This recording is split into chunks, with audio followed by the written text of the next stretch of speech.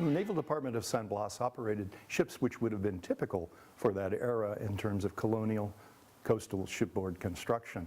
The vessels were actually slab-sided, flat-floored, and were about 200 tons, which meant they were about 75 to 80 feet in length, which would be typical for a colonial merchant ship. These were not naval vessels in the terms of warships. These were supply vessels that were taking needed materials from New Spain to Alta California. On board the vessel, life would have been very similar as it would have been ashore or any other navy in terms of the structure. There were typically 4 tiers to the shipboard population. At the top tier would be naval officers who had been brought from Spain to command these vessels. These officers would be versed in the navigation arts and also the arts of war. They would have gone to military academies and had been line commissioned officers.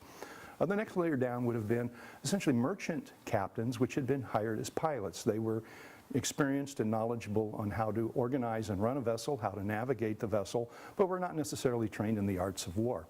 The third tier would have been uneducated individuals who would have been the masters of the various operations of the vessels, the carpenter, the caulker, the cooper, and would have had experience in both their technical areas and in organizing work parties.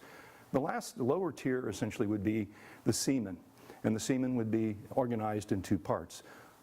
Experienced, able-bodied seamen who had learned how to operate the vessel, and these were very valuable, very focused skills. And about a third of the crew then would be at the bottom tier, which would have been recruits.